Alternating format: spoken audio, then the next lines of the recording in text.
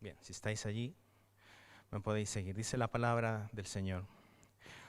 Jehová reina, se vistió de magnificencia. Jehová se vistió, se ciñó de poder. Afirmó también el mundo y no se moverá. Firme es tu trono desde entonces.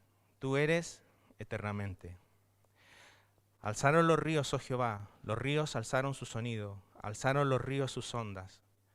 Jehová en las alturas es más poderoso que el estruendo de las muchas aguas, más que las recias ondas del mar. Tus testimonios son muy firmes, la santidad conviene a tu casa, oh Jehová, por los siglos y para siempre. Amén. Pues vamos a orar.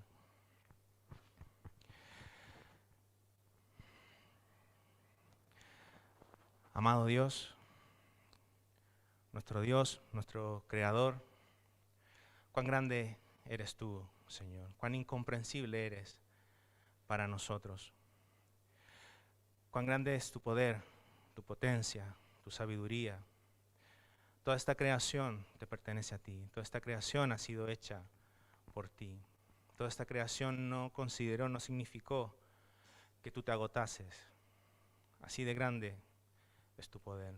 Podemos ver en ella, Señor, tu majestuosidad, tu grandeza, tu omnipotencia, tu sabiduría. Señor, tú la sostienes. Señor, tú gobiernas sobre toda esta creación.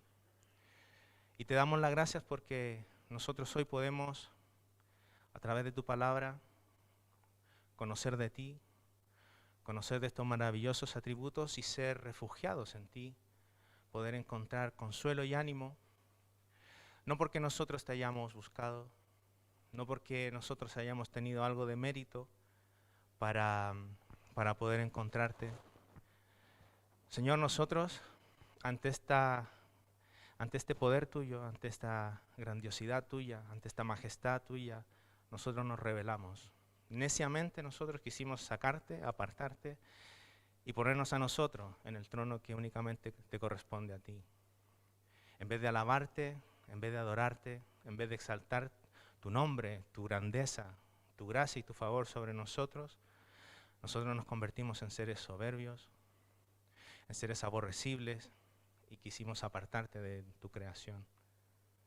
Así vivíamos a espaldas tuyas y esperábamos aquella justa condenación en el infierno. Mas tú tuviste misericordia de nosotros, Señor.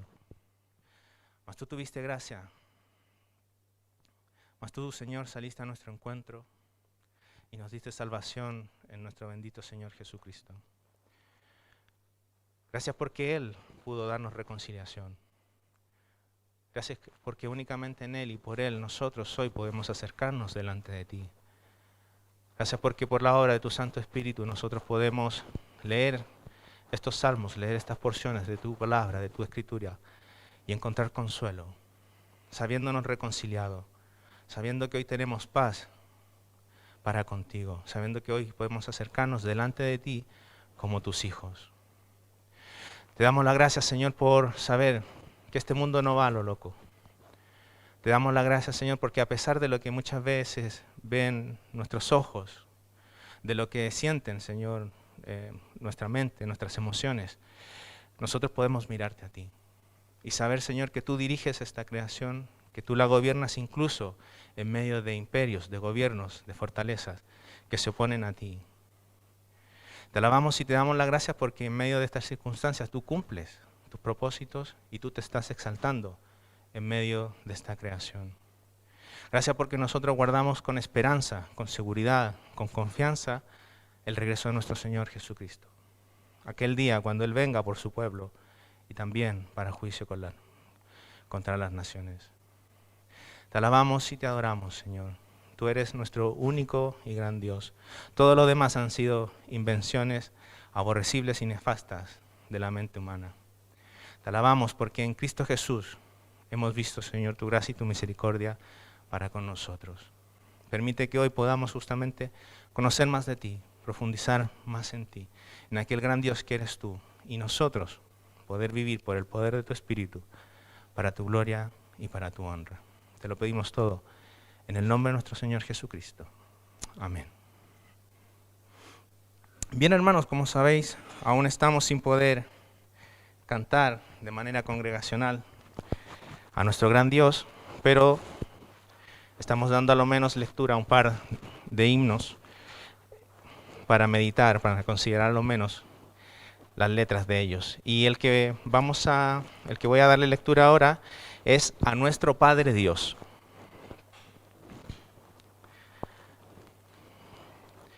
Dice: A nuestro Padre Dios alcemos nuestra voz, gloria a Él. Tal fue su amor que dio al Hijo que murió y así nos redimió, gloria a Él. A nuestro Salvador demos con fe loor, gloria a Él. Su sangre derramó, con ella nos lavó y el cielo nos abrió, gloria a Él. Al fiel Consolador celebre nuestra voz, gloria a Él. Con celestial fulgor nos muestra el amor de Cristo el Señor, gloria a Él. Con gozo y amor cantemos con fervor al Trino Dios. En la eternidad mora la Trinidad, por siempre alabad al Trino Dios. Amén.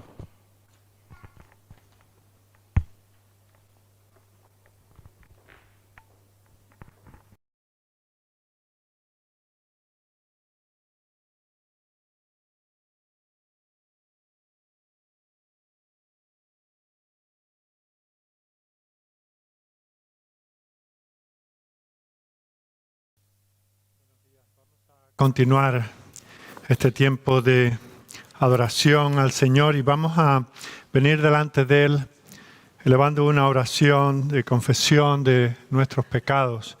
Y en esta mañana vamos a estar acercándonos al Señor a través de la enseñanza del Salmo 112. Y oramos de esta manera: Dios Todopoderoso, miramos a ti en esta hora para confesar los pecados que cometemos por tener en poco el temor a ti. Al no temerte debidamente, no valoramos a nuestro Salvador como aquel que se deleitaba en cumplir tus mandamientos y hacer tu voluntad. No apreciamos que Él estuviera lleno de gracia, fuera justo, compasivo y dispuesto a llegar por nosotros hasta el final de su obra en nuestro favor. No consideramos la justicia que tuvo que obtener por su obediencia para darnos justificación y acercarnos a tu hogar. Por carecer de un temor reverente, tus mandamientos no son ni nuestro deleite ni el camino que anhelamos transitar. Tu justicia nos resulta abusiva, la censuramos y la intentamos alterar. No somos bondadosos ni compasivos con el prójimo. Cerramos la puerta al necesitado y el corazón a quienes lo pasan mal. Tememos más a los hombres que al Altísimo, lo cual nos trae intranquilidad. Te hacemos pequeño en nuestro pensamiento y por ello no te consideramos capaz de castigarnos ni suficiente para ayudarnos en nuestra debilidad. Este pecado es más profundo que lo que alcanzamos a ver. Lo confesamos sinceramente, confiando en tu liberalidad para perdonar. Que esta sea nuestra oración sincera y que la palabra del Señor consuele nuestros corazones cuando leemos promesas como la que encontramos en el Salmo 130, versículos 3 y 4. El salmista dice: Señor, si tomaras en cuenta todos nuestros pecados, nadie podría presentarse ante ti, pero tú nos perdonas, por eso mereces nuestra adoración. Amén, esa es nuestra confianza y nuestro consuelo. Hoy, continuando nuestra lectura consecutiva de la Confesión de Fe Bautista de 1689, llegamos en el capítulo 19 al sexto párrafo que dice lo siguiente: Aunque los verdaderos creyentes no están bajo la ley como pacto de obras para ser por ella justificados o condenados, sin embargo, esta es de gran utilidad tanto para ellos como para otros, en que, como regla de vida, les informa de la voluntad de Dios y de sus deberes. Les dirige y obliga a andar en conformidad con ella. Les revela también la pecaminosa contaminación de sus naturalezas, corazones y vidas. De tal manera que, al examinarse a la luz de ella, pueden llegar a una convicción más profunda de su pecado, a sentir humillación por él y odio contra él, junto con una visión más clara de la necesidad que tienen de Cristo y de la perfección de su obediencia. También la ley moral es útil para los regenerados a fin de restringir su corrupción, en cuanto a que prohíbe el pecado, y sus amenazas sirven para mostrar lo que aún sus pecados merecen y qué aflicciones pueden esperar por ellos en esta vida, aun cuando estén libres de la maldición y el puro rigor de la ley. Asimismo, sus promesas manifiestan a los regenerados que Dios aprueba la obediencia y cuáles son las bendiciones que pueden esperar por el cumplimiento de la misma, aunque no como si la ley se lo debiera como pacto de obras. De manera que si alguien hace lo bueno y se abstiene de hacer lo malo porque la ley le manda lo uno y le prohíbe lo otro, no por ello se demuestra que esté bajo la ley y no bajo la gracia. Eso creemos y confesamos con gozo. Quisiera presentaros ahora un nuevo himno basado en el Salmo 9, en este himnario en el que estamos trabajando algunos hermanos. Este salmo tiene más versículos de los que vamos a ver esta mañana. Está compuesto por 2 himnos. Y hoy vamos a ver los 10 primeros versículos. El próximo domingo os presentaré los siguientes. Y dice así: Oh Dios, yo te alabo con el corazón. De tus maravillas será mi canción.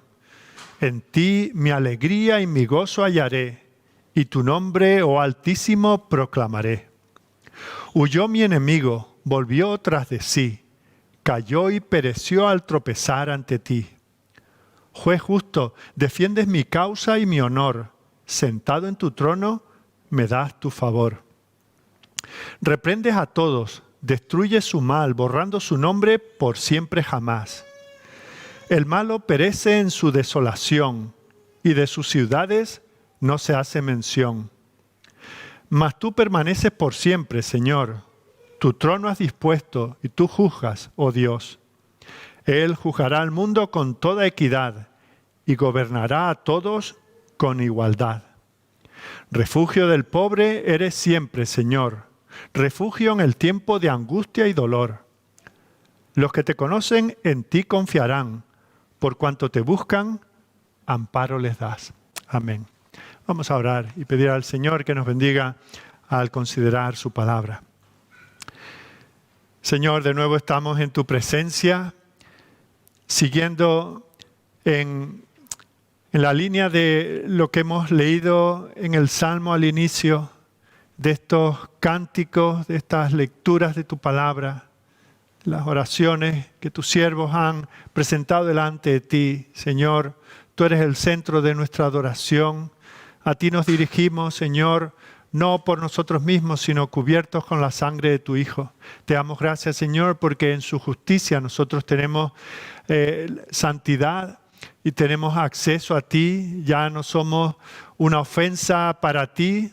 Tú nos has llamado tus hijos. Tú nos has limpiado completamente de nuestros pecados. Nunca más los traerás en contra de nosotros. Eran muchos, eran groseros, eran ofensivos para ti. A nosotros también nos hacían daño, nos llevaban por el camino de la perdición, pero tú, Señor, quisiste interrumpir ese andar que teníamos en el mundo de pecado. Quisiste llamarnos y solo por tu misericordia nos diste también el oído para recibir ese mensaje que se nos estaba predicando y cambiaste nuestros corazones, nos diste vida y desde entonces, Señor, andamos en ti. Tú lo sabes, Señor, y lo confesamos, que ese andar nuestro no es un andar completamente recto y perfecto, que tenemos tropiezos, caídas, resbalamos, Señor, nos entretenemos donde no debemos, ponemos nuestros ojos, nuestra mente en lugares donde no deben de estar. Respondemos, Señor, a tu providencia con disgusto, respondemos al pecado de otros con pecado. Hay mil maneras, Señor, en que te ofendemos cada día, pero tu amor está por encima de todas esas vivencias desagradables que nosotros tenemos constantemente.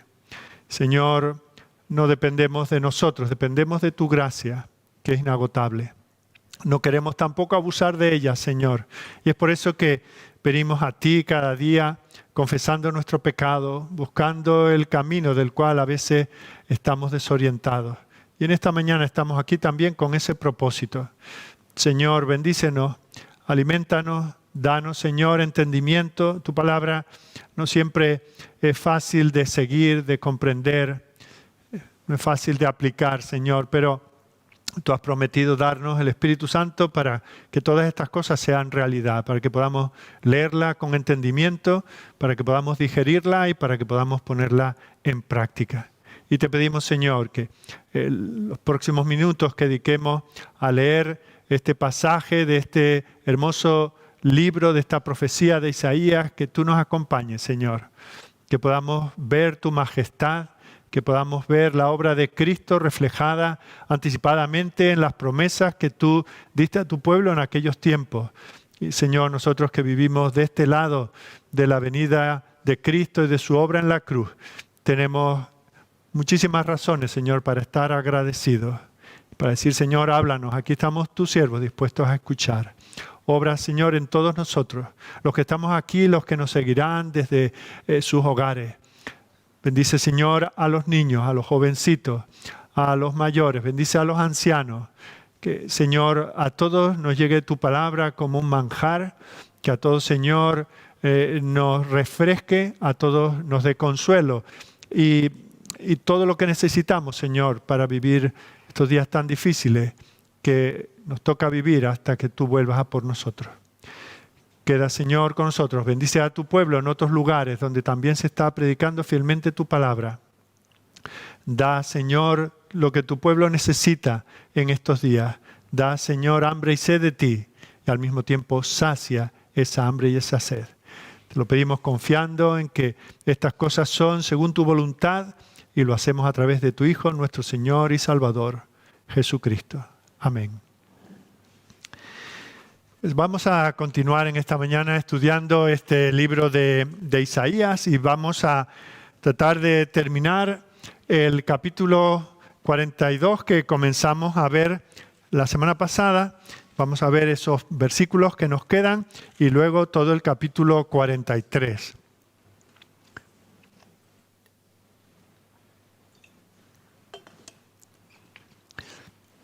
Comenzaremos a leer en el capítulo 42, versículo 18, y llegaremos hasta el versículo 28 del capítulo 43. Yo voy a leer desde la Nueva Versión Internacional de la Biblia. Sordos, escuchad. Ciegos, fijaos bien. ¿Quién es más ciego que mi siervo y más sordo que mi mensajero? ¿Quién es más ciego que mi enviado y más ciego que el siervo del Señor? Tú has visto muchas cosas, pero no las has captado. Tienes abiertos los oídos, pero no oyes nada. Le agradó al Señor, por amor a su justicia, hacer su ley grande y gloriosa. Pero este es un pueblo saqueado y despojado, todos atrapados en cuevas o encerrados en cárceles. Son saqueados y nadie los libra. Son despojados y nadie reclama. ¿Quién de vosotros escuchará esto y prestará atención en el futuro? ¿Quién entregó a Jacob para el despojo, a Israel para el saqueo? ¿No es acaso el Señor a quien su pueblo ha ofendido? No siguió sus caminos, ni obedeció su ley. Por eso el Señor derramó sobre él su ardiente ira y el furor de la guerra. Lo envolvió en llamas, pero no comprendió. Lo consumió, pero no lo tomó en serio. Pero ahora, así dice el Señor, el que te creó, Jacob, el que te formó, Israel. No temas, que yo te he redimido. Te he llamado por tu nombre. Tú eres mío. Cuando cruces las aguas, yo estaré contigo. Cuando cruces los ríos, no te cubrirán sus aguas. Cuando camines por el fuego, no te quemarás ni te abrazarán las llamas. Yo soy el Señor tu Dios, el Santo de Israel, tu Salvador. Yo he entregado a Egipto como precio por tu rescate, a Cus y a Seba en tu lugar. A cambio de ti entregaré hombres, a cambio de tu vida entregaré pueblos, porque te amo y eres ante mis ojos precioso y digno de honra. No temas, porque yo estoy contigo. Desde el oriente traeré a tu descendencia, desde el occidente te reuniré. Al norte le diré, entrégalos, y al sur, no los retengas. Trae a mis hijos desde lejos, y a mis hijas desde los confines de la tierra. Trae a todo el que sea llamado por mi nombre, al que yo he creado para mi gloria, al que yo hice y formé. Sacad al pueblo ciego, aunque tiene ojos, al pueblo sordo, aunque tiene oídos. Que se reúnan todas las naciones y se congreguen los pueblos. ¿Quién de entre ellos profetizó estas cosas y nos anunció lo ocurrido en el pasado? Que presenten a sus testigos y demuestren tener razón para que otros oigan y digan, es verdad. Vosotros sois mis testigos, afirma el Señor. Sois mis siervos escogidos para que me conozcáis y creáis en mí y entendáis que yo soy. Antes de mí no hubo ningún otro Dios, ni habrá ninguno después de mí. Yo soy el Señor. Fuera de mí no hay ningún otro Salvador. Yo he anunciado, salvado y proclamado, yo entre vosotros, y no un Dios extraño. Vosotros sois mis testigos, afirma el Señor, y yo soy Dios. Desde los tiempos antiguos, yo soy. No hay quien pueda librar de mi mano. Lo que yo hago, nadie puede desbaratarlo. Así dice el Señor, vuestro Redentor, el Santo de Israel. Por vosotros enviaré gente a Babilonia, abatiré a todos como fugitivos.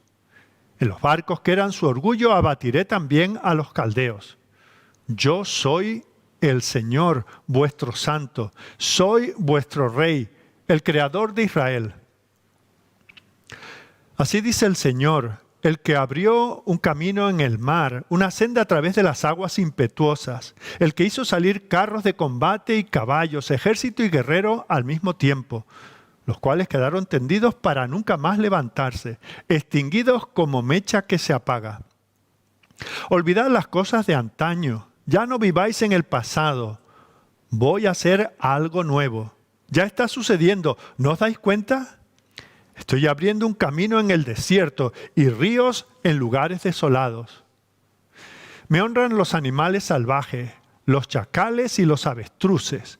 Yo hago brotar agua en el desierto, ríos en lugares desolados, para dar de beber a mi pueblo escogido, al pueblo que formé para mí mismo, para que proclame mi alabanza. Pero tú, Jacob, no me has invocado. Tú, Israel, te has cansado de mí.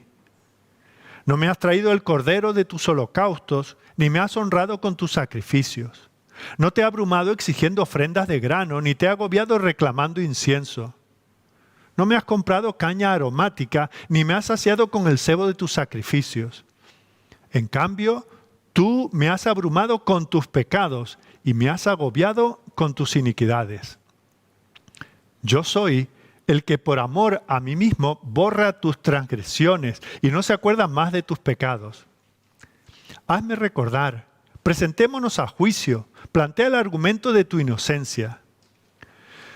Tu primer antepasado pecó, tus voceros se rebelaron contra mí. Por eso humillé a las autoridades del templo. Entregué a Jacob a la destrucción total. Entregué a Israel al menosprecio. Amén. Tremenda manera de comenzar el pasaje de hoy. Sordos, oíd. Qué mala es la sordera, ¿verdad? Según se va haciendo uno mayor, va perdiendo un poco, nos vamos quedando tenientes, decimos, ¿verdad? Vamos perdiendo el sentido del oído. Y los mayores sobre todo sufren de eso. Y las personas que han disfrutado, por ejemplo, de la buena música, el deleite que produce una buena sinfonía, pues lo pierden. pierden la sensibilidad, las palabras cariñosas de un ser querido, una llamada que se hace a través de un aparato que tal vez no tiene el volumen necesario. Qué pena quedarse sordo. Pero hay una sordera que es peor que la que te viene con la edad. Y es la sordera voluntaria, ¿verdad? La sordera que surge de un corazón obstinado, de un corazón que no oye porque no quiere oír. Ya lo dice el refrán, ¿verdad? No hay peor sordo que el que no quiere oír. Y uno tiene experiencia, es padre y abuelo y sabe cuando sus hijos, sus nietos se hacen el sordo, ¿verdad? Eso lo distinguimos enseguida. Y no tengo que mirarlos a ellos, solo tengo que ver mi propio corazón, que muchas veces ha sido engañado por el pecado y ha pensado que en un momento dado hacerse el sordo le puede librar a uno pues de un compromiso, ¿verdad? De levantarse, abrir la puerta, que vaya otro primero, de prestar atención a algo en lo cual uno no tiene demasiado interés. Y de esa sordera es de la que habla el Señor aquí, de esa indisposición a escuchar, a prestar atención. Y el Señor nos habla aquí y lo viene diciendo y lo volverá a decir a lo largo de este libro. Y nos llama, porque muchas veces incluso su pueblo no queremos oír. Y aquí comienza este versículo 18. Sordos oír y vosotros ciegos mirad para ver. En el capítulo 29 anteriormente, Él está llamando sordos a su pueblo. En aquel tiempo, 29, 18, en aquel tiempo los sordos oirán las palabras del libro y los ojos de los ciegos verán en medio de la oscuridad y de las tinieblas. Capítulo 35, versículo 5. Entonces los ojos de los ciegos serán abiertos y los oídos de los sordos se abrirán. Así que aquí tenemos la descripción que Dios hace de su pueblo y dice que tienen un doble problema. Son sordos y son ciegos. Cierran sus oídos para oír, ciegan sus ojos para ver.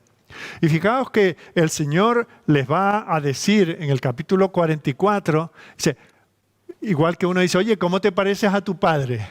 Y Dios le dice a este pueblo que no quiere oírle a Él, pero que quieren oír a ídolos, dice, ¿cómo os parecéis a vuestro padre, ese ídolo? Sois tan sordos como ellos. Mirad el capítulo 44, versículos 17 y 18. Hace del sobrante, el hombre que, ¿verdad?, toma leña, etcétera, un madero, y dice, hace del sobrante un dios, un ídolo suyo. Se postra delante de él, lo adora y le ruega diciendo, líbrame, porque mi Dios eres tú. Y Dios les dice, no saben ni entienden, porque cerrados están sus ojos para no ver y su corazón para no entender. A tal palo, y nunca mejor dicho, a tal palo, tal astilla. Sordo el ídolo, sordo quien se inclina delante de él. Fijaos que en el versículo 23 también habla de esas cosas que les vienen a aquellos que voluntariamente cierran sus oídos. Versículo 23, ¿quién de vosotros oirá esto? ¿Quién atenderá y escuchará respecto al porvenir?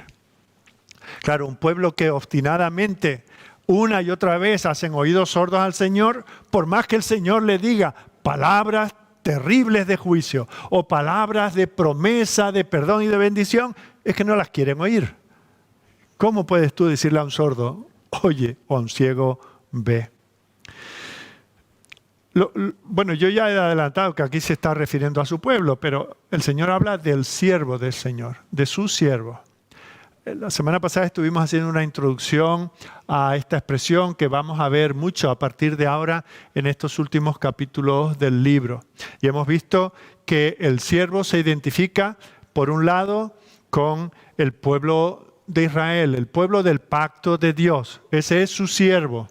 Pero también hay ocasiones en que el Señor habla de su siervo refiriéndose a un individuo, al siervo por excelencia, a Jesús, que encarna a ese Hijo perfecto, que encarna a ese pueblo perfecto, el pueblo que sí oye, que sí obedece, que sí se deleita en el Señor.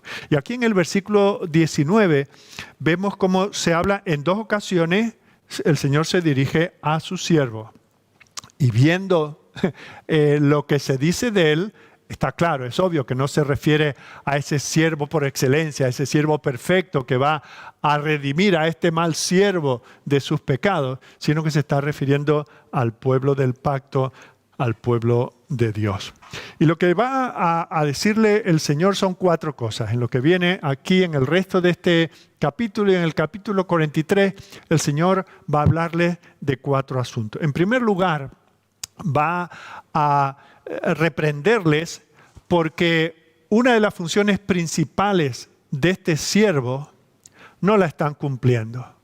El Señor tiene un pueblo para que proclame la grandeza de Dios y ellos han dejado de hacerlo. Así que por eso van a ser reprendidos. En segundo lugar, el Señor les dice que Él es un Dios de gracia.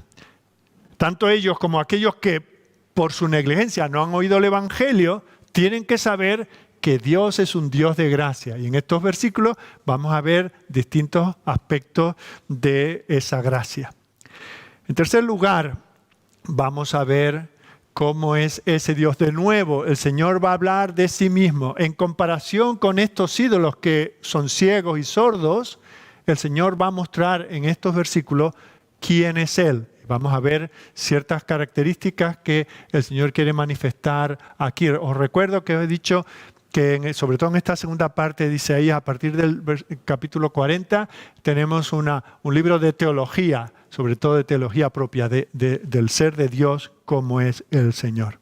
Y en cuarto lugar, vamos a ver en esta mañana cómo el Señor dice, mirad, yo he sido este Dios que vais a ver hasta aquí, pero si no queréis mirar a esto, mirad hacia adelante. Mirad a lo que yo os propongo, mirad a lo que yo os ofrezco, mirad a las bendiciones que os espera. Así que esa va a ser nuestra hoja de ruta esta mañana. En primer lugar, por lo tanto, vamos a ver cómo el Señor les habla del fracaso que ellos son como nación en el sentido de que no han cumplido su propósito evangelístico. Volviendo a la manera en que el Señor se dirige a este pueblo, en el versículo 19 se le llama siervo, pero también se le llama el mensajero. O sea que el pueblo de Dios tiene que no solamente servirle, viviendo vidas para la gloria del Señor, sino que tienen que anunciar quién es Dios y lo que Él es capaz de hacer a un mundo caído. Esto es importante, casi pasa desapercibido, pero es esencial. Nosotros como iglesia, bueno, pues estamos aquí hoy adorando al Señor, no podemos cantar, pero bueno, lo suyo sería haberlo podido hacer, elevando nuestras oraciones, abriendo su palabra, pero ese no es nuestro único propósito y razón de ser como iglesia. Estamos aquí para proclamar dentro de este local y fuera de él, sobre todo, proclamar quién es nuestro Dios. De hecho, en el capítulo 43, en el versículo 10, no solamente se le llama mensajeros, sino testigos. Un testigo es alguien que ha tenido una experiencia, que ha vivido, que ha visto algo y va y lo cuenta. Dice, vosotros sois mis testigos, sois mis mensajeros.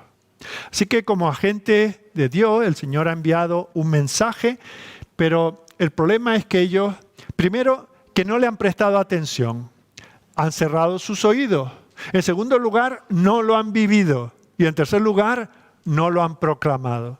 Y por eso el Señor tiene que reprenderles. Han rehusado ser mensajeros obedientes. Mirad el versículo 24 en su última parte. No quisieron andar en sus caminos ni oyeron su ley.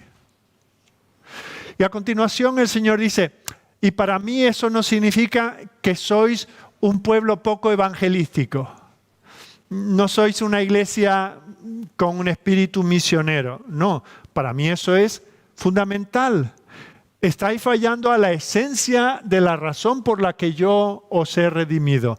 Y por eso es que os viene el castigo que ya es presente, pero que se va a hacer aún mayor cuando seáis llevados al exilio. Versículos 24 y versículo 22.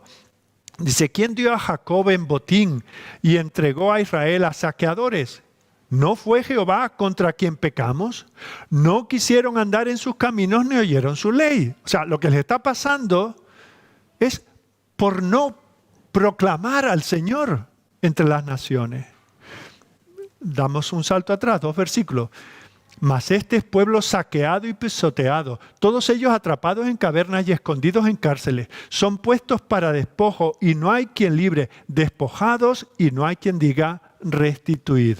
Fijaos, el exilio que están a punto de experimentar es el resultado de fracasar en su llamamiento a ser testigos. Vosotros sois mis testigos, vosotros sois mis portavoces y no lo estáis haciendo.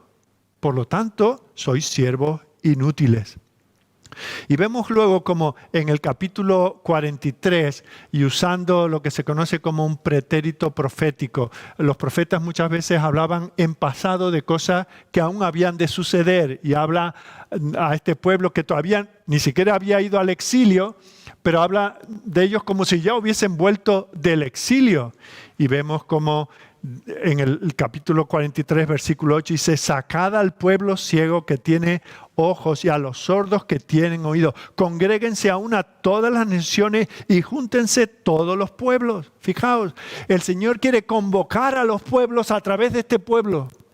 Cuando los vuelva a sacar del exilio, cuando los vuelva a traer a su tierra, no será para que simplemente cambien de lugar donde vivir, para que el Señor los vuelve a plantar, para que ellos sean testigos a las naciones. Y el Señor dice: pero como no hay manera de que aprendáis, vais a tener que pasar por ese exilio.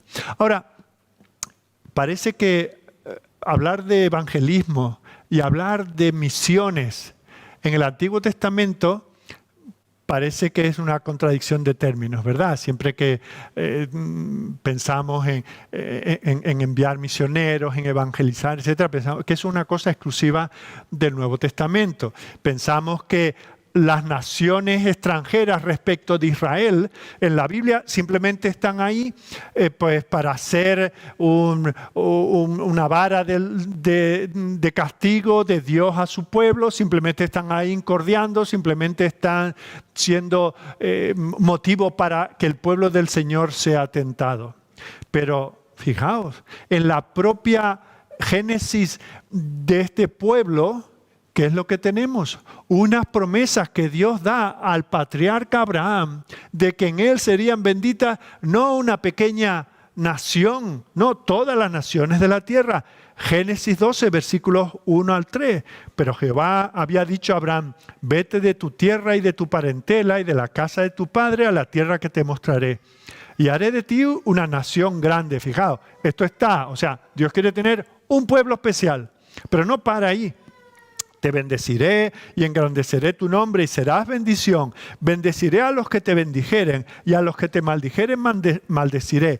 Y serán benditas en ti todas las naciones de la tierra. ¿Os dais cuenta? No tenemos que ir a Mateo 28 para comenzar a hablar de la gran comisión, que podemos hacerlo, ¿verdad? Ya, cuando el Señor habla con Abraham, le dice: voy a hacer de ti una gran nación, para que cante mis alabanzas, para que proclame mi grandeza. ¿A quién? ¿Algo interno entre ellos? No, para que seas de bendición a las naciones. Y es interesante que incluso los judíos hasta hoy en día hablan de Abraham como el primer prosélito. Abraham no nació judío, no era judío, ¿verdad?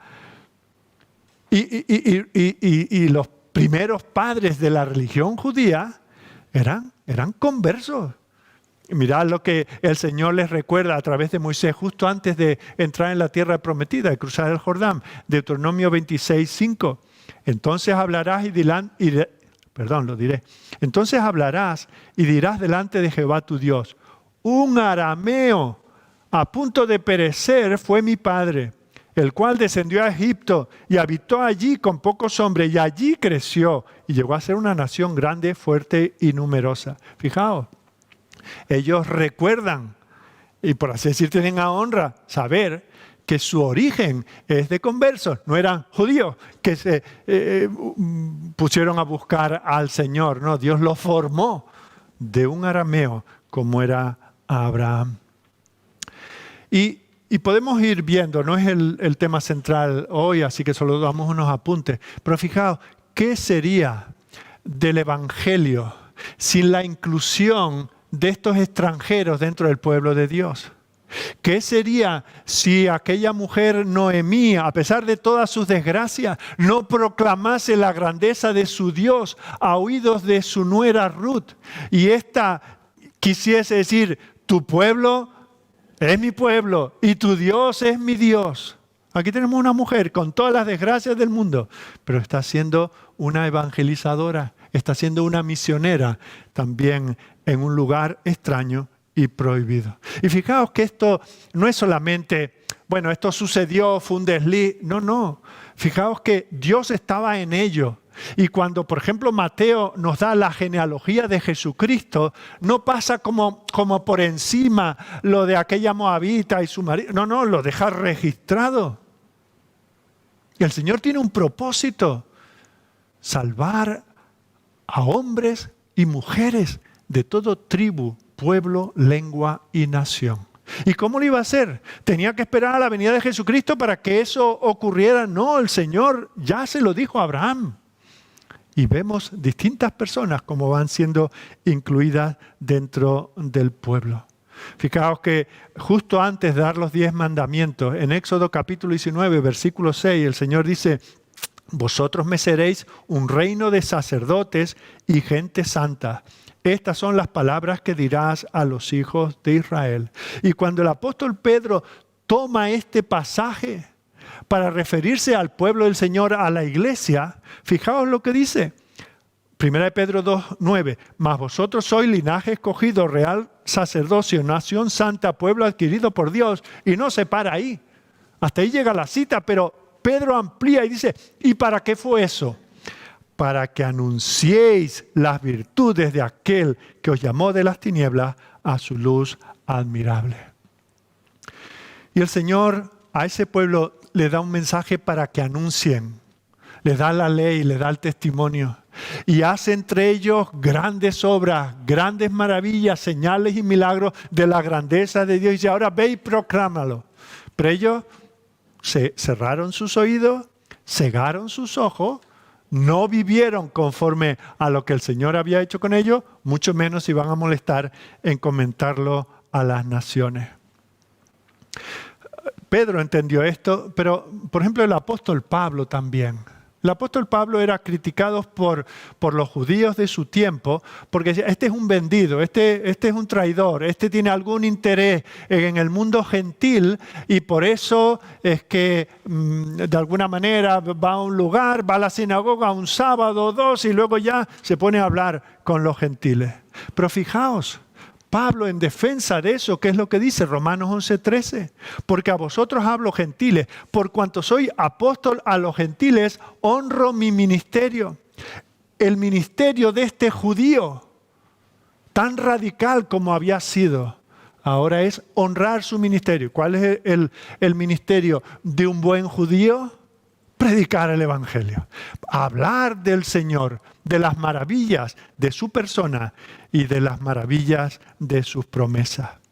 Así que, si os dais cuenta, este asunto del evangelismo y las misiones no es exclusivamente un asunto del Antiguo Testamento. Por medio de la simiente de Abraham serán benditas todas las naciones. Pero Israel fracasó. Por así decir, la única tarea que el Señor le da y la pifia. Y por lo tanto, Dios rechaza a Israel. En lugar de bendición, lo que ahora tiene que darles es juicio. Como cuando nosotros vamos a un examen y por más que nos quiera el profesor y que tenga un cariño especial con nosotros, si no has estudiado, te ponen un 0. Y eso es lo que hace también el Señor. Y ahí vemos a Pablo, que puede ver cómo de Jerusalén que salía ese humo constante del incienso en la casa del Señor. Ahora ve lo que va a suceder, va a salir humo, pero el humo de la destrucción. Y eso nos debe hacer a nosotros temblar y temer. Porque a veces nos tomamos este asunto del evangelismo y de las misiones como algo que, bueno, Cada iglesia tiene su tono, unos son más de ayudar socialmente a las personas, otros son de integrar a los que vienen de fuera, otros son más de la teología, estos son más de evangelizar. Y nuestra iglesia no es tanto de eso. Así que fijaos lo que dice el Señor. Van al exilio por eso. Y es más, ni siquiera el exilio les valió para mucho. Porque cuando volvieron, los que volvieron 70 años después del exilio, que tuvieron un nuevo comienzo, no se convirtieron en evangelistas, no, se convirtieron en nacionalistas. Incrementaron sus leyes y sus normas, se encerraron en sí mismos y dejaron de predicar el evangelio hasta que el Señor ya dejó de hablarles, ya no les envió más profetas. Ahora vendría el juicio anunciado por el Señor. El Señor nos llama como llamó al apóstol Pablo para ser un instrumento. En su caso dice, instrumento escogido me es este Ananías que tenía que ir a recibir a Pablo. Señor, que este es el que mata a los cristianos. Y no, ve tú porque es un instrumento escogido. No para seguir aumentando el ego teológico de los judíos, sino para proclamar el evangelio. Y eso es lo que hizo, a eso se dedicó él y todos aquellos cristianos del primer siglo. Y a eso nos llama el Señor también a nosotros. ¿Fracasaremos como fracasó el pueblo en la antigüedad? Si lo hacemos, el Señor tiene una reprensión dura para nosotros. A través de Ezequiel, el profeta, nos dice, mira, Ezequiel 3:18, cuando yo dijere al impío, de cierto morirás, y tú no le amonestares ni le hablares para que el impío sea percibido de su mal camino, a fin de que viva, el impío morirá por su maldad. Nadie muere por el pecado de otro. Dice, pero su sangre demandaré de tu mano. El pueblo de Dios tenía una responsabilidad. Amar a Dios sobre todas las cosas y amar al prójimo.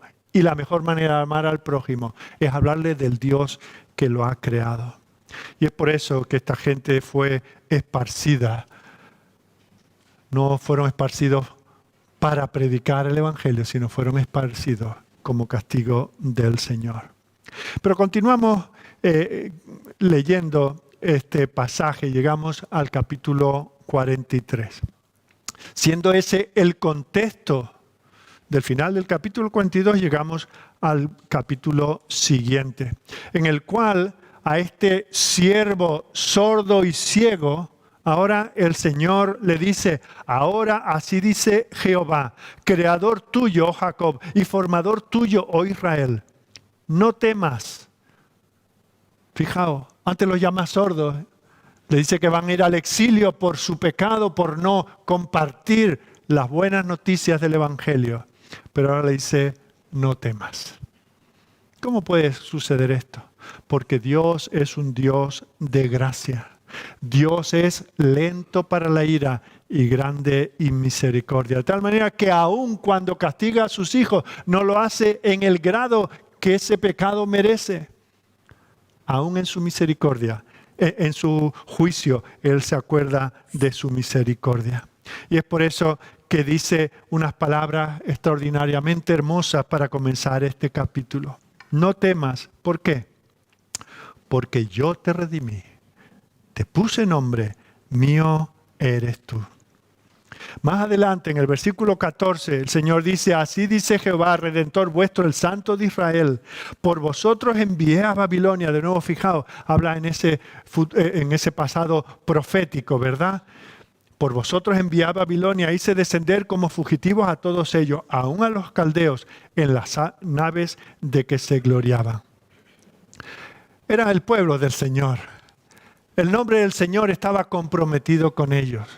No por ellos, no por mérito de ellos, pero el Señor por su propio nombre va a tener misericordia de ellos, porque el que comenzó en nosotros la buena obra la perfeccionará hasta el día de Jesucristo. Dios está edificando su iglesia y las puertas del Hades no prevalecerán contra ella. Y el poder del ejército de Babilonia no va a impedir que el Señor siga teniendo un pueblo que haga su propósito y su voluntad y predique su palabra. Y Él les habla como si ya hubiesen vuelto. ¿Por qué? Porque Dios es un Dios de gracia. Y lo que hace a continuación, en los versículos del 1 al 7, es mostrarnos distintos aspectos de esa gracia del Señor. La gracia del Señor se manifiesta en primer lugar redimiendo a Israel. Fijaos que ya este lenguaje lo hemos visto anteriormente en el capítulo 41, versículo 14. Dice, no temas, gusano de Jacob, oh vosotros los pocos de Israel. Yo soy tu socorro, dice Jehová. El Santo de Israel es tu Redentor. Y habíamos visto en su momento cómo la redención es la liberación de alguien previo pago de un precio. Dice, yo os redimiré, yo soy vuestro Redentor. Tú eres mi siervo porque yo te he comprado. Dios ha pagado el precio del rescate. Y fijaos cómo lo pone el Señor. Si tú te crees que eres alguien extraordinario, que eres un pueblo especial, la nación más poderosa de la tierra, o la más piadosa, o lo que sea, dice, no es por nada de eso. Y el Señor le dice, mira, mi amor redentor es un amor selectivo. Para que veas la grandeza de mi gracia, mira lo que he hecho con otras naciones. Versículos 3 y 4. Porque yo, Jehová, Dios tuyo, el Santo de Israel, soy tu Salvador. Y mira a continuación. A Egipto he dado por tu rescate, a Etiopía y a Seba por ti. Porque a mis ojos fuiste de gran estima, fuiste honorable, y yo te amé. Daré pues hombres por ti y naciones por tu vida. El Señor le está diciendo, ese amor redentor implica elección y exclusión. Eres como cualquier otra nación, pero yo te he elegido a ti excluyendo a otros. De haber querido, hubiese redimido a Egipto, hubiese redimido a Seba, hubiese redimido a Cus, pero te he elegido a ti. Te he seleccionado, a otros los he pasado por alto. Mi amor redentor es un amor selectivo, es un amor de gracia. La gracia de Dios se manifiesta de esta manera. Nosotros no merecemos, como Israel no merecía la redención de parte del Señor. Sordo, ciego, negligente en nuestros deberes, pero el Señor, ¿qué es lo que tiene de nosotros? Gracia, misericordia. A vosotros os escogí de entre todas las naciones de la tierra. La gracia no solo se manifiesta en la redención, sino también en la pertenencia. Mirad el versículo 1 de nuevo, al final, dirigiéndose a Jacob. Es interesante, Dios le cambia el nombre a Abraham, se lo cambia en Abraham. A partir de ese día no vamos a ver nunca más que Dios le vuelva a llamar Abraham. En cambio, a Jacob le cambia el nombre por Israel y a cada rato vemos cómo lo vuelve a recordar. ¿Quién era? Él era el engañador. Él se comportaba como aquello que había sido antes de que el Señor interviniera en su vida. Lo mismo como individuo, Jacob, que a la nación de Israel. Así que el Señor aquí, en el versículo 1, lo llama Jacob como diciendo, no te creas el gran Israel, sigue siendo el pecador, engañador Jacob, pero mío eres tú. Aquí hay un lenguaje de afecto, un lenguaje de posesión. Dios ha adoptado a un pueblo para sí y lo ama. Y es celoso de su pueblo. Fijaos, esa es la esencia del pacto. Yo seré tu Dios, tú serás mi pueblo. Eso es lo que los teólogos llaman, hablando del pacto, el principio de Emmanuel. La esencia de nuestra razón de ser es que Dios sea nuestro Dios y que nosotros seamos su pueblo. Y esto lo vamos a encontrar en toda la Biblia desde el principio. Dios les recuerda una y otra vez, eres mío, haciendo diferencia de estas otras naciones. Tú eres mío, para que yo sea tuyo, para que tú no tengas otros. Cuando alguien me pregunta quién es mi pueblo, yo no dudo. Pues no sé si ahora Japón o ahora no sé, Portugal. No. Israel, Jacob es mi pueblo. Pero claro, le preguntaba a Jacob, ¿y quién estudió? Bueno, Baal, Asera, Jehová. Bueno, estamos trabajando en ello.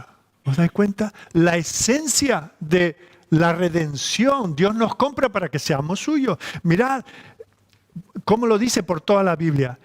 Hablando a Abraham, establece un pacto con él. Génesis 17:7 dice: estableceré mi pacto entre mí y ti y tu descendencia después de ti en sus generaciones, por pacto perpetuo. O sea, ¿y cuál es la esencia de ese pacto? Para ser tu Dios y el de tu descendencia después de ti. Éxodo capítulo 6, cuando el Señor está llamando a su pueblo para que salga antes de enviar las plagas, dice Éxodo 6:6, por tanto dirás a los hijos de Israel: yo Jehová, y yo os sacaré de debajo de las tareas pesadas de Egipto, y os libraré de su servidumbre, y os redimiré con brazo extendido y con juicios grandes, y os tomaré por mi pueblo, y seré vuestro Dios. Y vosotros sabréis que yo soy Jehová, vuestro Dios, que os sacó de debajo de las tareas pesadas de Egipto. Capítulo 19 de Éxodo, otra vez. Os he traído a mí, vosotros sois mi especial tesoro. El universo es de Dios, pero el tesoro especial de Dios, donde Él se deleita, es en este pueblo, en su iglesia. Así podíamos ir por los que toman nota y les animo a buscarlas luego en casa. Levítico 11:45. Ser vuestro Dios. Deuteronomio 4:20, para que seáis el pueblo de su heredad. Deuteronomio 29:13, para confirmarte hoy como su pueblo, para que Él te sea a ti por Dios. En el pacto que encontramos en 2 Reyes 11:17, el Señor se compromete a que ellos sean el pueblo de Jehová. En Ezequiel 34:24, en Zacarías 8:8, me serán por pueblo y yo seré a ellos por Dios. Y luego lo encontramos también en el Nuevo Testamento. Pablo lo dice en Romanos, en 2 Corintios 6:16. Habitaré y andaré entre ellos y seré su Dios y ellos serán mi pueblo. También el autor de Hebreos, en Hebreos 8:10. ¿Os dais cuenta qué es formar parte del pueblo de Dios? ¿Qué es ser un miembro de la iglesia de Dios? Pertenecerle a Dios y que Él nos pertenezca a nosotros. Y eso es de pura gracia. Para eso el Señor nos tuvo que redimir. A pesar de nosotros, el Señor nos ha hecho tales que podamos tener la comunión que se deriva de ello. En tercer lugar, estamos viendo esa gracia con muchos aspectos, ¿verdad? Como un hermoso diamante, se manifiesta en la redención, se manifiesta en la pertenencia, pero también se manifiesta en la victoria. El Señor no redime a su pueblo para que ellos vayan de derrota en derrota hasta la derrota final. No, no. Fijaos, versículo 2. A pesar de las realidades, de dificultades tremendas que el Señor aquí compara al agua y al fuego. Dice, versículo 2, porque eres mi pueblo, porque yo te he redimido, porque me pertenece, aunque pases por las aguas, yo estaré contigo. Y si por los ríos, no te anegarán. Cuando pases por el fuego, no te quemarás, ni la llama arderá en ti. Como Noé y su familia emergieron del diluvio, como Israel salió del Mar Rojo, así el Señor dice, yo te sacaré aún de las aguas. Y eso es lo que leímos antes, al comenzar el culto, leyendo el Salmo 93, que en su versión, en este salterio en el que estamos trabajando, fijaos qué bien suena este Salmo 93. Gobierna nuestro Dios vestido de esplendor, se viste y ciñe de poder, de fuerza y de vigor. El mundo Él afirmó y no se moverá. Firme es tu trono y eres tú desde la eternidad. Mirad el versículo 3. Los ríos, oh Señor, alzaron su fragor. Sus olas en la inundación batieron con furor. En las alturas Dios ostenta más poder que el ruido que hacen en el mar las olas al romper. El salmista estaba seguro que aunque tuviese que pasarlo muy mal, no estaba solo, el Señor estaría con él. ¿Por qué? Porque Él es el que gobierna, que dice el versículo 1. Él afirmó el mundo, su trono es firme desde la eternidad. Eso es lo que el Señor en su gracia nos ofrece. Y por eso, fijaos cómo termina el Salmo. Tus testimonios son muy firmes, oh Señor. La santidad orna tu hogar eternamente, oh Dios. porque el Señor en su gracia nos da la victoria. Nos conviene la santidad, como dice la Reina Valera. La santidad forma parte de la existencia del pueblo del Señor, porque para eso nos redimió el Señor, para que podamos ser un pueblo santo como Él es santo. Y este lenguaje de la victoria que nos da el Señor, a pesar de las realidades presentes, que pueden ser complejas y muy difíciles, el Señor dice, aún en medio de las aguas, yo estaré contigo. Y ahí encontramos a Noé en medio de las aguas. Es que no dice, bueno, a ver si llegamos a un puerto. No había puerto disponible, pero el Señor estuvo allí 1 año y pico con él. Y allí estaba aquel pueblo cruzando el Mar Rojo con el ejército poderoso de Egipto detrás de ellos. Y el Señor no los dejó. Dice, bueno, ahora aprended a nadar. No, el Señor estuvo con ellos.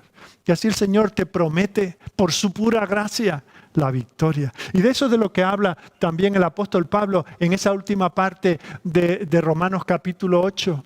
Cualquiera que sea la situación que el Señor traiga a nuestra vida, nada nos podrá separar del amor de Dios. La gracia de Dios nos alcanza donde quiera que estemos. En cuarto lugar, en este anuncio de la gracia del Señor hemos visto que implica redención, pertenencia, victoria, pero también identidad.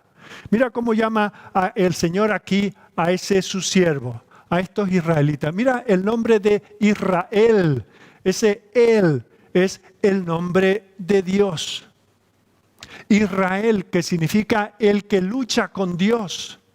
Y cuando vemos el contexto en el que el Señor le pone ese nombre a Jacob, Jacob luchó orando con Dios, hablando con Dios, veía que la vida no era como él creía que tenía que ser. Por lo tanto, él la apañaba a su manera, buscaba los atajos que le parecían convenientes, pero eso no le traía satisfacción, hasta que luchó con Dios. Y el Señor lo llamó, le quitó ese nombre engañador y se asoció con él. Su propio nombre lo puso en el de este hombre, en otro sentido tan indigno. ¿Somos conscientes nosotros del privilegio que tenemos de ser identificados con el nombre de Dios? No nos llamamos Baal no sé qué, ¿verdad? Nos llamamos cristianos. En Antioquía por primera vez se le puso esto como un apodo despectivo a los cristianos. Pero tú te has considerado el privilegio que tienes de poder decir yo soy cristiano, yo soy de Cristo, estoy asociado con Él. Él me ha dado este nuevo nombre. ¿Y qué es su nombre? El nombre de la familia. Por así decir, ese es nuestro apellido del cual tenemos que estar contentos y orgullosos para la gloria del Señor. Así que hemos comenzado viendo que el Señor regaña a este pueblo. Dice, vais al exilio porque no cumplís vuestra labor evangelística y misionera, no estáis proclamando mi nombre. En segundo lugar hemos visto que dice, pero escucha, sordo, yo soy un Dios de gracia. Y porque soy un Dios de gracia, te redimo, me pertenece, te doy la victoria y te doy un nombre. Y lo que hace a continuación el Señor en los versículos del 8 al 13 es presentarse como el único Dios que hay. Porque el contexto en el que ellos vivían era de politeísmo. De hecho, la religión del Antiguo Testamento como la del Nuevo Testamento tiene como telón de fondo el politeísmo, la adoración de otros dioses. Y eso se denuncia en Jueces, por ejemplo, capítulo 2, versículos 12 y 13, se dice de Israel, dejaron a Jehová, el Dios de sus padres, que los había sacado de la tierra de Egipto, y se fueron tras otros dioses. No se hicieron ateos, se fueron hacia otros dioses, los dioses de los pueblos que estaban a sus alrededores, a los cuales adoraron y provocaron a ir a Jehová, y dejaron a Jehová y adoraron a Baal y a Astarot. Y en contraste con esos dioses que están tan ciegos como quienes los adoran y tan incapaces y tan impotentes como los que se inclinan delante de ellos, aquí se presenta el Señor, dice, yo soy. No hay otro. Yo soy el único Dios que existe. Fijaos, cuando Pablo va a Atenas, ¿qué es lo que observa? Que aquella gente era muy religiosa. Tenían todo tipo de dioses. No era conocida de nuevo por su ateísmo. No, porque tenían muchos dioses. Un historiador ha dicho, allí en Atenas era más fácil encontrar a un dios que a un hombre, ¿verdad? Allí tenían el templo de Apolo, el patrón de la ciudad, tenían templos de Júpiter, de Venus, de Baco, de Mercurio, de Neptuno, de Diana, etc. Había dioses para todos. Pero ¿qué es lo que hace este judío convertido, este judío que sabe cuál es su responsabilidad? Ellos con todo lo que creían se reconocen ignorantes. Tenemos todos estos dioses a los que conocemos y sabemos qué pedirle a cada uno. Pero somos ignorantes respecto de otro Dios. ¿Y Pablo qué es lo que hace? Dice, bueno, pues vamos a ver si negociamos y encontramos una manera de hacer un compendio de todas estas deidades y hacemos como una menestra y este es el Dios que os presento. No, él parte de la ignorancia de ellos. Dice, ese Dios que vosotros no conocéis es el que yo vengo a presentaros. ¿Os dais cuenta? A veces nosotros decimos expresiones de estas de, bueno, me tengo que ganar el derecho para presentarle el Evangelio a una persona. El derecho te lo da quien te manda a predicar el Evangelio. No tienes que ganarte nada. Tienes que decirle, de lo que tú ignoras, el Señor me ha hablado en su palabra. Ese es el Dios que yo te presento. No soy un erudito, no soy un teólogo con carrera, pero sí conozco al Dios de la gracia, el Dios que me ha rescatado, el Dios del que yo soy indigno de mencionar su nombre, pero ese Dios ahora llama a todos los hombres en todo lugar, incluido a ti, a que se arrepientan. Y lo que vemos que hace el Señor es, de nuevo volvemos al escenario de un tribunal, como ya habíamos visto en el 41. Y vemos como el Señor dice, bueno, vamos a sentarnos de nuevo. Como dice también en el primer capítulo, sentémonos y hagamos cuentas. Vamos a ver, traedme a vuestros dioses. Versículo 9. Congréguense a una todas las naciones y júntense todos los pueblos. ¿Quién de ellos, y aquí ese ellos se refiere a los ídolos, quién de sus dioses, quién de sus ídolos hay que nos dé nuevas de esto y que nos haga oír las cosas primeras? Presenten sus testigos y justifíquense. Oigan y digan verdades. O sea, no me oís a mí, os tapáis vuestros ojos porque ya tenéis vuestros dioses, ya tenéis vuestra teología montada. Bueno, pues vamos a sentarnos, que hablen esos dioses. Pero se quedan mudos. ¿Por qué son mudos? Porque no existen. Son fantasías de las mentes, de estos corazones que voluntariamente cierran sus oídos a la verdad revelada. Y en contraste con eso, el Señor se presenta como el único Dios, el verdadero, el Dios de Israel. Mirad los versículos 10 y 11. Dice Jehová, vosotros sois mis testigos y mis siervos que yo escogí para que me conozcáis y creáis y entendáis que yo mismo soy. Antes de mí no fue formado Dios, ni lo será después de mí. Yo Jehová, y fuera de mí no hay quien salve. Fijaos cómo comienza este pasaje. Dice, vosotros sois mis testigos, ya lo hemos visto al principio, en esto habéis fallado. ¿Estáis para ser testigos de qué? De que no se puede uno inclinar ante cualquier Dios. No puede tener uno una teología aproximada de cómo debería ser Dios. Si yo lo compusiera, si yo lo creara, lo haría así y así. Eso es lo que dice la gente. No, yo no puedo creer en Dios porque si Dios existiera tendría que ser así y así. Están componiendo teología, están creándose un ídolo. Bueno, que vengan y razonen. Pero os digo, yo soy. Eso es lo que dice el Señor. Y vosotros sois mis testigos que teníais que estar proclamando esto. Habéis sido creados como un pueblo para predicar al Dios único y no adorar falsedades. Y ante estos palos, ante estas piedras rígidas y muertas, que no tienen poder, que no escuchan ni tienen capacidad para hacer nada, el Señor se presenta. Y aquí se nos dan varios atributos de Dios. Varias características. En primer lugar, se habla de su eternidad. Dios no comparte su gloria con nadie, mucho menos con un ídolo, porque Dios es el único. Dios es eterno. Mirad lo que va a decir en esta teología sistemática que vamos a ver a partir de ahora. Capítulo 44, versículos 6 y 8. Así dice Jehová, Rey de Israel y su Redentor, Jehová de los ejércitos, yo soy el primero y yo soy el postrero. O sea, cuando pensamos en deidad, desde el principio hasta el fin y todo lo que está en medio, soy yo. Fuera de mí no hay Dios, no hay un Dios paralelo, no hay un mundo paralelo que haya creado otro Dios y que gobierna. No, fuera de mí no hay Dios. Versículo 8, no temáis ni os amedrentéis. ¿No te hice oír esto desde la antigüedad y te lo dije? Luego, vosotros sois mis testigos, no hay Dios sino yo. No hay fuerte, no conozco ninguno. O sea que el Señor dice, ¿no os dais cuenta que cuando os cegáis, cuando os hacéis sordos, estáis despreciando al único Dios que hay? No, claro, otras religiones tenían dioses locales, supuestamente. Uno era para un asunto, otro para otro. Y ninguno tenía poder. Pero dice, yo soy el único que hay. Mirad el capítulo 45, versículo 5. Yo soy Jehová y ninguno más hay. No hay Dios fuera de mí. Yo te ceñiré aunque tú no me conociste, para que se sepa desde el nacimiento del sol y hasta donde se pone que no hay más que yo. Yo Jehová y ninguno más que yo. Versículo 18.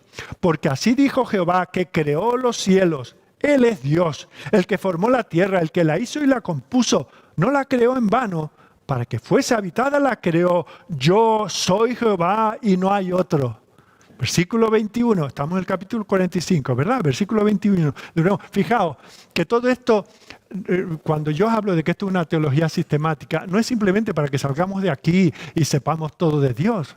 Esto tiene un propósito para que nosotros lo anunciemos. No tenemos que ir con vergüenza a nadie y decir, bueno, tú crees en esto y en lo otro, tú crees en la ciencia, en la evolución, pero ¿qué te parece eso? Esta gente que dice, dale una oportunidad a Dios, por favor. A este Dios hay que darle oportunidades, al Dios que lo ha creado todo, que es desde el principio, que no tiene paralelo, que no hay nadie que esté ni siquiera a su sombra. Tenemos que darle nosotros una oportunidad a Dios.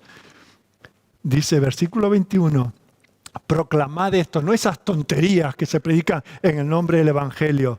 Proclamad y hacerlos acercarse y entren todos en consulta. ¿Quién hizo esto desde el principio y lo tiene dicho desde entonces, sino yo Jehová? Y no hay más Dios que yo, Dios justo y salvador, ningún otro fuera de mí. Mirad a mí y sed salvos todos los términos de la tierra. ¿Os dais cuenta este discurso misionero como está aquí también? Mirad a mí. No, con que tengáis fe, cualquier Dios vale. Lo importante es tener fe. No, fe en este Dios que lo ha creado todo y que se ha manifestado. Mirad a mí, no miréis a otro. Si queréis ser salvos, mirad a mí todos los términos de la tierra, porque yo soy Dios y no hay más. Capítulo 46, versículo 9. Acordaos de las cosas pasadas desde los tiempos antiguos. Mirad la historia de la humanidad, por donde quiera que miremos. Mirar, repasar. Yo soy Dios y no hay otro Dios y no hay nada semejante a mí. Tremendo, ¿verdad? Y esto nos recuerda el pasaje de Moisés cuando está delante de la presencia del Señor. ¿Y qué es lo que le dice el Señor? Yo soy. Y aquí está diciendo eso. Yo soy existe y no tiene nadie a su lado. Es único. No tiene principio ni final. Dios es eterno. Así que en esta lección de teología que nos da Isaías, nos está diciendo, no os quedéis sordos y ciegos ante esta realidad. Lo más grande que puede vivir un hombre jamás es que Dios es. Y que Dios es eterno y que no tiene alternativa. En segundo lugar, otra noción que se nos da de Dios es que Él es único y por lo tanto su salvación es única. Este pueblo de Dios, este siervo de Dios no encontrará salvación fuera de Él. Y cuando Él venga, este siervo suyo que habría de venir, el Señor Jesucristo, se encargaría de decirle a la nación que le rechazó también que no tiene alternativa, que Él es el único Dios. Juan 14:6. Jesús le dijo, no a griegos, no a gente del otro lado del océano. Le dijo a otros judíos como Él, yo soy el camino. No un camino. No el que tenéis más fácil porque ya tenéis un trasfondo religioso en esto del judaísmo, ya conocéis algunos versículos de memoria. No, yo soy el camino. Yo soy la verdad, no hay otra. Yo soy la vida. Nadie viene al Padre sino por mí. Y eso lo entendió bien aquel judío que se dedicó a predicar a judíos y gentiles, el apóstol Pablo. Y al escribirle a Timoteo, 1 Timoteo 2:5, le dice, porque hay un solo Dios. Esto lo tenéis que saber ya. Pero igual que hay un solo Dios, hay un solo mediador entre Dios y los hombres, Jesucristo hombre, el cual se dio a sí mismo en rescate por todos. No hay un Dios que rescate a los judíos y otro a los gentiles, a uno a los de piel clara y otro a los de piel oscura, a uno para los eruditos y otro para los plebeyos. Hay un solo Dios que se dio a sí mismo en rescate por todos. Tercer lugar, aquí Isaías nos habla de la eternidad de Dios, del carácter único de Dios. En tercer lugar, nos habla de la fidelidad de Dios en sus caminos. Recordemos, Dios llama a Israel por su nombre. Israel es suyo y aquello que Dios llama suyo lo será para siempre. Dios es fiel a su pueblo. Versículo 12, yo anuncié, volviendo al capítulo 43, yo anuncié y salvé e hice oír. Dios es asombrosamente fiel a su palabra. Podéis descansar. Cuando estéis en el exilio y cuando veáis que las aguas os llegan al cuello, que sepáis que yo soy fiel. Y por amor a mí mismo, por fidelidad a mí mismo, podéis estar tranquilos porque yo no os dejaré y no os desampararé. Versículo 13, aún antes de que hubiera día, yo era. Y no hay quien de mi mano libre. Lo que hago yo, ¿quién lo estorbará? Se cumple lo que Dios quiere. Este Dios que es eterno, que es inamovible, tiene un propósito y se lo anuncia a su pueblo y dice, tú no te preocupes si el emperador levanta una figura al que todo el mundo tiene que adorar, si te cambia la dieta y si te cambia el nombre, si te mete en un horno de leones, de fuego o en un foso de leones, tú no te preocupes, yo soy fiel y yo lo he dicho que te sacaré de allí, tú confía. Ese es nuestro Dios. Ese es el Dios que estamos viendo esta mañana. Pero en último lugar, os recuerdo, comenzamos el Señor regañando a su pueblo por no ser evangelistas. En segundo lugar, hemos visto al Señor diciendo, a pesar de todo, tengo gracia para vosotros, porque en tercer lugar, soy un Dios como no hay otro. Pero fijaos que el Señor dice, bueno, en un sentido, todo esto es pasado. Esto ya lo teníais que saber, era de parvulitos de cristianismo, ¿verdad? Ahora os voy a presentar algo nuevo. Versículo 18. No os acordéis de las cosas pasadas, ni traigáis a memoria las cosas antiguas. He aquí que yo hago cosa nueva. Pronto saldrá la luz. ¿No la conoceréis? Otra vez abriré camino en el desierto y ríos en la soledad. El Señor anuncia lo por venir. Dice, la historia ahí la tenéis. Para repasarla y para ver que solo hay un Dios y que de entre todas las naciones ha escogido a este pueblo para que publique sus alabanzas, para que hable de su gracia y de la grandeza de su ser. Pero por si eso os resulta escaso, mirad a lo porvenir. Este es el que dice que abre camino en el mar. Y eso recuerda, el Señor dice, mirad atrás. Recordad, tal vez la cosa más grande que el pueblo de Israel vivió jamás fue las 10 plagas y pasar el Mar Rojo. Dice, bueno, pues eso que fue tremendo no es comparable con lo nuevo que yo haga. Versículo 16. Así dice Jehová, el que abre camino en el mar y senda en las aguas impetuosas, el que saca carro y caballo, ejército y fuerza, caen juntamente para no levantarse, fenecen como pábilo, quedan apagados. El Señor está diciendo, voy a hacer una cosa nueva. Os saqué, os redimí de Egipto, pero eso no ha funcionado con vosotros. Voy a hacer una cosa nueva. Os voy a dar un nuevo pacto. Va a venir mi siervo, el Redentor.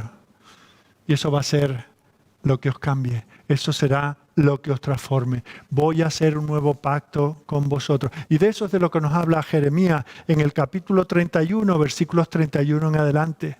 Mirad cómo lo detalla. Lo que el Señor aquí llama como algo nuevo y no abunda en ello, nos lo dice a través de Jeremías. Jeremías 31, 31. He aquí que vienen días, dice Jehová, en los cuales haré nuevo pacto con la casa de Israel y con la casa de Judá. No como el pacto que hice con sus padres el día que tomé su mano para sacarlos de la tierra de Egipto. Porque ellos invalidaron mi pacto, aunque yo fui un marido para ellos, dice Jehová. Pero este es el pacto que haré con la casa de Israel después de aquellos días, dice Jehová. Daré mi ley en su mente. No se quedará en los oídos para que si ellos quieren se los tapan o con los ojos se ponen una venda. No, la meteré en su corazón. Daré mi ley en su mente, la escribiré en su corazón. ¿Con qué propósito? El que ya conocíamos, ¿verdad? Y yo seré a ellos por Dios y ellos me serán a mí por pueblo. Dios quiere un pueblo para sí y lo va a tener. Y como este pueblo es obstinado y se tendrá que hacer una operación quirúrgica, cambiaros el corazón, poner una nueva mente en vosotros. Daré mi ley en su mente y la escribiré en su corazón y yo seré a ellos por Dios y ellos me serán por pueblo. Hasta tal punto, fijaos, tal será ese nuevo Israel, tal será ese nuevo siervo de Dios, que no necesitará ya más que le diga a nadie nada de Dios, porque todos le conocerán desde el interior, porque Dios mismo estará dentro de ellos. Versículo 34, seguimos en Jeremías 31. Y no enseñará más ninguno a su prójimo, ni ninguno a su hermano, diciendo, conoce a Jehová, porque todos me conocerán. Esta es la novedad, que nadie podrá tapar sus oídos ni sus ojos ante el Espíritu de Dios, que obrará desde dentro. De tal manera que todos me conocerán, desde el más pequeño de ellos hasta el más grande, dice Jehová, porque perdonaré. Hay un obstáculo, y es que el hombre es malo. Pero el Señor dice, perdonaré la maldad de ellos y no me acordaré más de su pecado. Fijaos, este pacto había sido violado, había sido infringido. El pueblo de Dios lo había roto, lo había pisoteado, había menospreciado sus promesas y es por eso que Dios los manda al exilio como castigo. Pero dice, os restauraré. Pero no para empezar de nuevo. No para empezar como empecé con Adán cuando los eché del jardín, que no aprendieron. Ni después del diluvio, que tampoco aprendieron. Ni a vosotros en Egipto, que no aprendisteis nada. Ni luego en la tierra prometida, no habéis aprendido nada. Ni lo aprenderéis después del exilio. Pero hay una cosa que vendrá después. Ese nuevo pacto tendrá un efecto 100% en todos los corazones donde el Señor quiere. El Señor en su amor selectivo obrará en corazones, los transformará. Ir y anunciar esto, ese es el propósito del Evangelio. Nadie como hasta aquí vivirá esta experiencia. Solamente la venida de este siervo iba a ser algo completamente diferente. Y ya lo va a decir. Luego sería este Emmanuel, Dios con nosotros, nacido de una virgen, este príncipe de paz, etcétera, etcétera. Este es el que el Señor anuncia. Estas son buenas noticias de salvación. Esto es para, aún con la prohibición, oye, ponernos todos a cantar ahora mismo, ¿verdad? Eso es lo que te dan ganas ahora mismo, ¿verdad? Eso es lo que pasó con aquel pueblo, ¿verdad? Pues no. Esto les aburría hasta la náusea. Fijaos, esta oferta de salvación de este Dios tan magnífico, este único Dios que ofrece salvación de gracia, que ofrece ese nuevo pacto y dice, mira lo que te traigo, lo que te regalo. Y dice, ¿y qué echan esta tarde? ¿Quién juega? Mira el versículo 22. La respuesta de Israel a esta oferta maravillosa de gracia es un tremendo bostezo. Y no me invocaste a mí, oh Jacob, sino que de mí te cansaste, te aburriste, te hastiaste, estabas harto de mí, bostezabas por mí, oh Israel. No me trajiste a mí los animales de tus holocaustos. Y lo que vamos a leer ahora no es que ellos hubieran parado los sacrificios. Mecánicamente lo seguían haciendo. Pero sus corazones no estaban en ello. Tenían una religión externa. Por eso era necesario ese nuevo pacto interno en el corazón. Porque el Señor dice, cuando hacías todo esto, lo hacías con un aburrimiento. Es que no había más que verte, como subía a Jerusalén. Toca otra vez la fiesta. Ahora tengo que dejar yo mi trabajo para ir a este asunto. Manolo, a ver si me llevas tú esto y me matas tú mismo el cordero, ¿verdad? Mira, echa estas monedillas, no sé, lleva unas monedillas. Es que vamos hoy a leer la Torá. Bueno, yo casi que me la sé. Memorízala tú. Ese era el plan. No me trajiste a mí los animales de tus holocaustos, ni a mí me honraste con tus sacrificios. No te hice servir con ofrenda. El Señor dice, yo no estaba todo el día achuchando, te había dicho lo que quería. Pero tú voluntariamente no te ofreciste. No te hice fatigar con incienso. No compraste para mí caña aromática por dinero, ni me saciaste con la grosura de tus sacrificios. Mirad, lo único que hacía este pueblo viene a continuación. Sino que pusiste sobre mí la carga de tus pecados. Me fatigaste con tus maldades. Solo venías ofendiéndome cuando traías estos sacrificios. Por eso en más de una ocasión el Señor dijo, no quiero más sacrificios. No quiero más vuestras ofrendas. No quiero una religión externa, hipócrita. Quedadlo vosotros, coméroslo vosotros. Solo me venís con vuestro pecado. Venís a la casa del Señor y ofendéis la casa. Este lugar santo que era el templo, vosotros lo profanáis con vuestra presencia. Solo venís con la carga de vuestros pecados. Cuando lo pasáis mal es cuando os acordáis de mí. Fijaos, este pueblo, siendo privilegiados, tomándolos el Señor respecto de otros pueblos y haciendo tantas cosas con ellos, estaban hartos de Dios. Hartos de tanta confesión de fe y tanta oración y tanto himno y tanto culto, ¿verdad? El Señor se había dado plenamente a ellos. Yo seré vuestro Dios. Clama a mí y yo te responderé. Pero este pueblo dice, ¿y no hay otra cosa? ¿Verdad? No reconocían la grandeza de Dios. Ahora, fijaos que por eso el Señor le dice, no me trajiste de todo esto. Esta comunidad, que tenía que ser una comunidad agradecida y adoradora y proclamadora, era una comunidad quejicosa.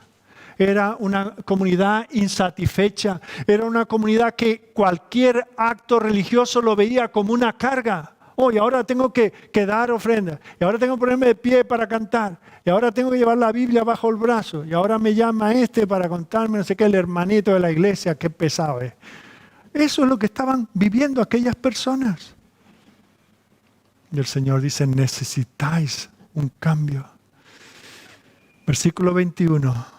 Porque vosotros habéis sido creados para mí y tenéis que cantar, publicar mis alabanzas. Versículo 21. Este pueblo creado para mí, mis alabanzas. Y de nuevo recordamos, esto nos recuerda la cita que hace Pedro cuando dice, vosotros sois un pueblo especial. Un pueblo escogido, un real sacerdocio. Los sacerdotes se ofrecían y ofrecían sacrificios al Señor. Una nación santa, apartada, un pueblo adquirido por Dios. ¿Para qué? Para que anunciéis las virtudes de aquel que os llamó de las tinieblas a su luz admirable. El pueblo del Señor no está diciendo, uy, ¿tú qué religión tienes? Yo soy cristiano. ¿Cómo es eso? Mira, ni te recomiendo, porque esto es una serie de obligaciones. Tú vienes a la iglesia, mientras no creas, estupendo. Como creas, mira, te cae. Así hablaban, así sentían, y eso es lo que transmitían a las personas. De tal manera que Jehová no era más que otro Dios, otro más del espectro de dioses que tenían. No había algo único en él, no había gracia en él. Lo veían como una carga, y así la gente lo veía. Como algunos de tus familiares ven en ti tal vez. mucho ser evangélico y mucho tal, pero luego cuando te ves en el día a día y esos gestos, ¿no? Bueno, no sé si mañana iré al culto, si no ya veremos, ya quedamos.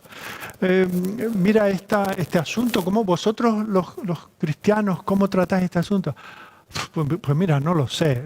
Supongo que le preguntaré al pastor, ¿verdad? Estamos dando un mensaje de que estamos hastiados de Dios, cansados de Dios. Cuando el cristiano tendría que estar, como el salmista en el Salmo 69 dice, cansado estoy de llamar, mi garganta se ha enronquecido, han desfallecido mis ojos esperando a mi Dios. ¿Cuándo fue la última vez que tú tuviste esta experiencia? Que te dolía de tanto alabar y adorar al Señor. No por considerarlo una carga, sino porque te diste al Señor hasta la extenuación. Más bien, nuestra adoración es cómoda. Si me viene bien, si no tengo otra cosa que hacer, abriré la palabra y la leeré. Y esto es lo que le pasaba a esta gente. En lugar de entusiasmo y sinceridad, cuando ellos venían delante del Señor, cuando alguien viene a ti en plan aburrido, ¿qué puede esperar de ti? El Señor dice, os tengo calado.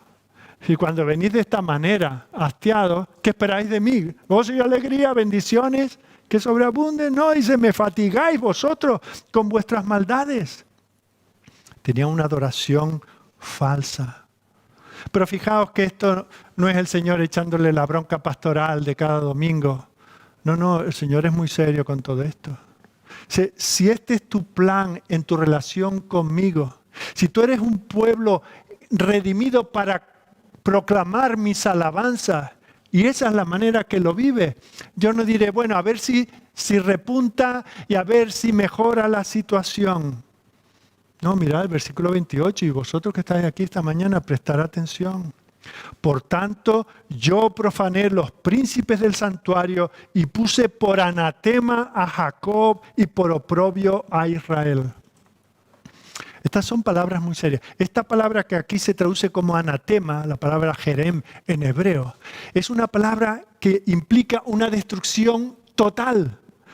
Y la vemos que se repite muchas veces, por ejemplo, en el libro de Josué, cuando ellos vienen a conquistar la tierra y el Señor les dice que aquellas ciudades eran anatema, no había nada que fuese digno de que el pueblo del Señor lo usara, se vistiera con ello, lo aprovechara, lo presentara delante del Señor como sacrificio. Dice, no, eso tiene que morir en la tierra, ser enterrado, no sirve para nada, es anatema. Esa es la maldición que el Señor da a aquellos que desprecian su persona y su obra. No es que dice, bueno, pues no eres miembro de la iglesia y eso te pierde. Es que vas a estar toda la duda, toda tu vida, no vas a tener gozo, no vas a tener prosperidad, las cosas no te van a ir bien si no amas al Señor. Eso dalo por hecho ya. Pero el problema es que hay una maldición sobre ti. Esta es la misma expresión que usa el apóstol cuando habla a los Gálatas. Y dice que si él o cualquier otro, aún un ángel del cielo, viene anunciando un evangelio falsificado, no dice, ay, que vaya al seminario. No, sea anatema. No hay perdón, no hay misericordia, no hay segunda oportunidad para él. Pero también, no solamente dice eso de los que fallan en su teología, sino aquellos que desprecian el evangelio. Mirad cómo termina la primera carta a los Corintios, capítulo 16, versículo 22. El que no amare al Señor Jesucristo, sea maldito, sea anatema, sea destruido. Queridos, esta mañana el Señor ha puesto delante de vosotros, primero, esa responsabilidad. Él nos ha creado para que proclamemos su grandeza. Se ha mostrado como un Dios de gracia de distintas maneras. Se ha presentado a sí mismo como ese Dios único, que no tiene igual. Ese Dios que nos llama para cumplir con nuestra responsabilidad. Pero si tú te aburres de esto, no te aburres de mí solamente, te aburres de este Dios que anega el mundo con agua, que funde las ciudades con fuego. ¡Qué fuego consumidor! no estás perdiendo el partido conmigo. Te estás enfrentando, estás desafiando a este Dios. Y si tú que te llamas cristiano, vives tu fidelidad al Señor con este hastío, con este aburrimiento, a ver si empiezo a leer la Biblia, a ver si oro cada día un poquito, a ver si me animo y comienzo a asistir regularmente a la casa del Señor, a ver si hablo a otros del Evangelio. El castigo por eso no lo pongo yo, lo pone el Señor. En el mejor de los casos, un exilio, una vida de dificultades, pero en el peor de los casos, siendo una manifestación de que no te ha amanecido, que no tienes el Espíritu de Dios en tu corazón, que ese nuevo pacto no se ha realizado en tu corazón, serás anatema. Y el Señor ofrece a personas así, ofrece perdón, ofrece salvación. No tiene por qué ser así, esto no es inevitable. Jesucristo ha venido a morir en la cruz para hacer esto evitable. Es mirándole a Él, es confiando en Él, es clamándole a Él hasta que nos duela la garganta. Señor, si esto es así, ten misericordia de mí. Quita mi sordera, quita mi ceguera, dame un nuevo corazón. Padre, que a partir de este instante yo viva para alabar tu nombre. Que así sea en nuestra vida. Señor, qué hermosa es tu palabra. Y cuán poco caso le hacemos, Señor. Tenemos callos en nuestros oídos de escuchar las mismas cosas y una y otra vez. Pero si tú no nos cambias, Señor, si tú no nos das hambre y sed de ti, estaremos delante de este tremendo banquete, despreciando estos manjares. Oh Señor, ten misericordia de nosotros. Ten misericordia de nuestros hijos. Ten misericordia de nuestros cónyuges, de nuestros padres y hermanos, de nuestros vecinos, de nuestros compañeros de trabajo, que van camino a la perdición pensando que tú eres un Dios como cualquier otro. El objeto del pensamiento, de la creatividad de un individuo. Señor, muéstrate a todos ellos como el único Dios que hay, ese yo soy, que es desde la eternidad y hasta la eternidad, que solo por eso, solo por habernos creado, ya merece nuestra gratitud y nuestra adoración. Gracias, Señor, porque has prolongado nuestra vida hasta este día, para ser testigos esta mañana de este llamamiento que tú nos das. Oh Señor, quítanos la ceguera y la sordera, haznos tuyos. Te lo pedimos para tu gloria solamente en el nombre de tu Hijo. Amén.